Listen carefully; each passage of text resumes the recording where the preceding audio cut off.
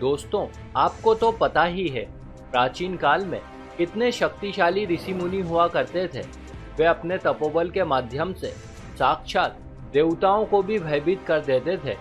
तब उनके तप को नष्ट करने के लिए देवराज को भी अप्सराओं का सहारा लेना पड़ता था। वैसे इसी क्रम में आज हम आपको महाभारत के वन पर्व में वर्णित एक ऐसी कथा सुनाने जा रहे हैं जिसमें एक पिता ने अपनी ही पुत्री के साथ विषय भोग करने की इच्छा प्रकट की थी। अब प्रश्न ये उठता है कि क्या उस पुत्री ने भी इसे स्वीकार कर लिया था और स्वेच्छा से संबंध बनाए थे, या फिर मुनि की ये कामना अधूरी ही रही। तो चलिए एक बार विस्तार से प्रकाश डालते हैं कि आखिर ये सब कुछ कैसे घटित हुआ था। नमस्कार और एक बार फिर स्वागत है आप सभी का आपके अपने वीडियो कलेश यूट्यूब चैनल पर।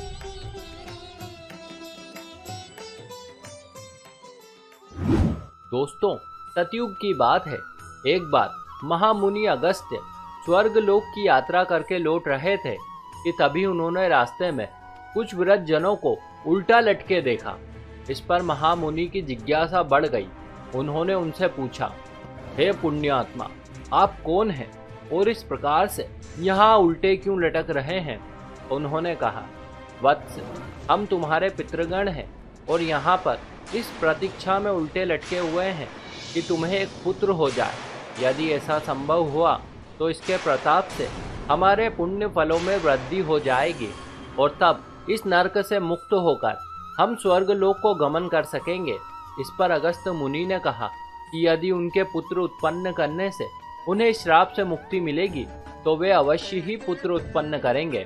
तब महामुनि ने अपने लिए एक योग्य कन्या की खोज शुरू की, किंतु आश्चर्य कि उन्हें उस समय कोई भी ऐसी कन्या नहीं मिली जिसे वे अपनी अर्धांगिनी बना सके।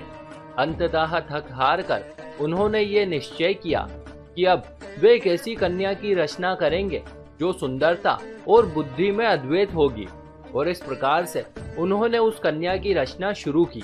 इसके लिए उन्होंने विभिन्न प्राणियों तथा वनस्पतियों के सबसे सुंदर हिस्से प्राप्त किए।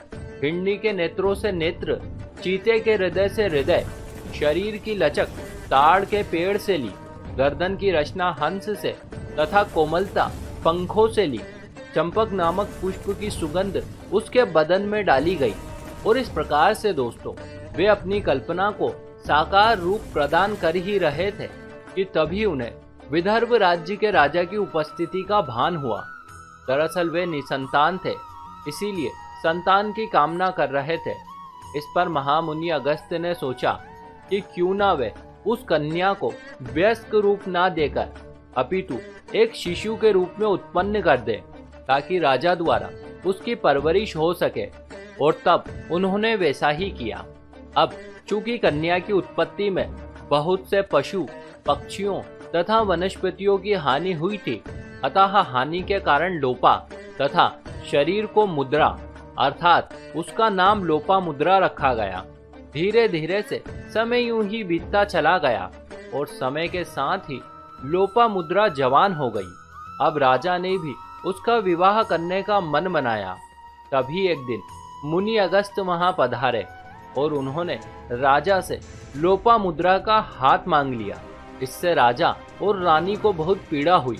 वे सोचने लगे कि उनकी बेटी को राजसी सुख सुविधाओं में पाला गया, अब भला उसका विवाह एक वनवासी व्यक्ति के साथ कैसे किया जा सकता है। किंतु वे अगस्त्य मुनि की शक्तियों से डरते थे। उन्हें लगता था कि अगर उन्होंने ना की तो मुनिवर उन्हें श्राप देने में तनिक भी देरी नहीं करेंगे, और इसी भय के चलते उन्होंने विवाह के लिए सहमति प्रदान कर दी। इतना ही नहीं, अपितु लोपामुद्रा ने भी अगस्त्य के इस प्रस्ताव को स्वीकार कर लिया। तत्पश्चात लोपामुद्रा को पत्नी के रूप में पाकर महर्षि अगस्त्य ने उससे कहा, हे सुंदरी, अब तक तो तुमने समस्त प्रकार के राजसी सुखों का भोग किया, किंतु अब तुम्हें इन सुखों का त्याग करना होगा।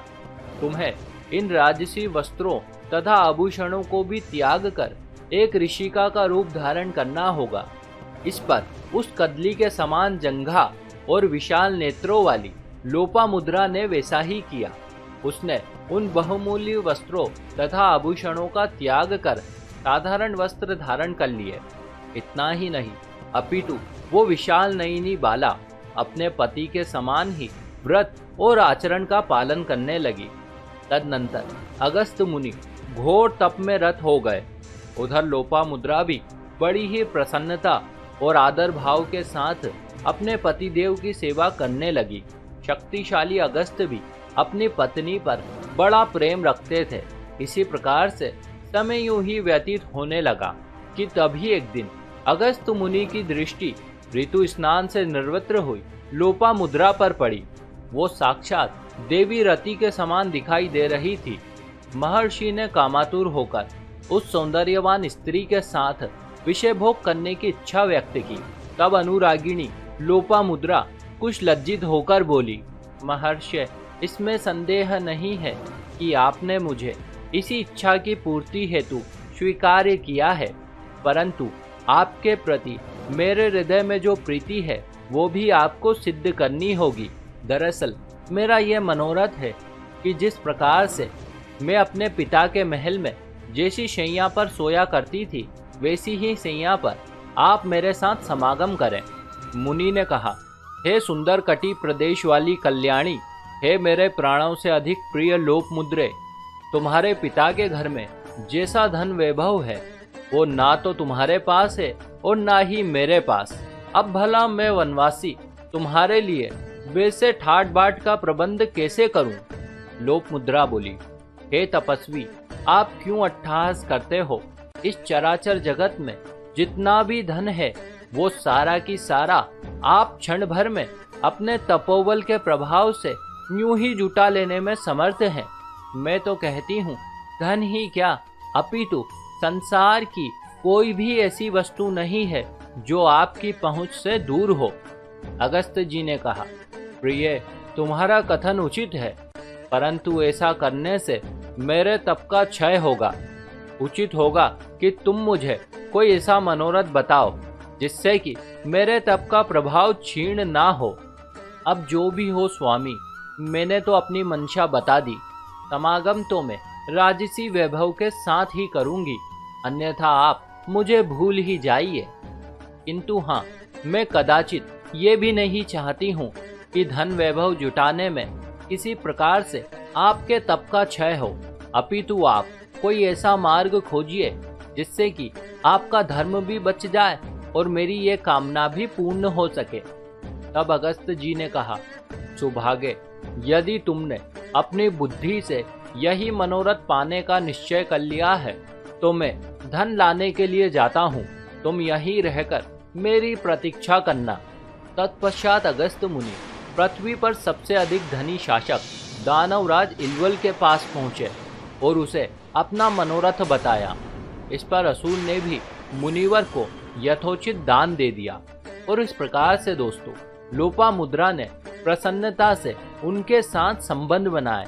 परिणाम स्वरूप उसने करीब 7 वर्षों के पश्चात एक तेजस्वी पुत्र को जन्म दिया जो आगे चलकर महाविद्वान दृढ़स्यु के नाम से विख्यात हुआ और इस प्रकार से अगस्त जी को उत्तम संतान की प्राप्ति हुई।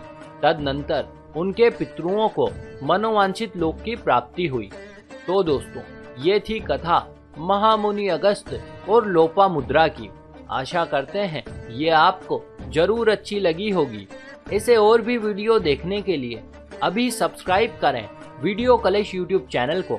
साथ ही साथ इस वीडियो को ज़्यादा से ज़्यादा लोगों के साथ शेयर करें और अब से आप हमें फेसबुक पर फॉलो करना ना भूलें ताकि चारों ओर धर्म रूपी प्रकाश फैल सके।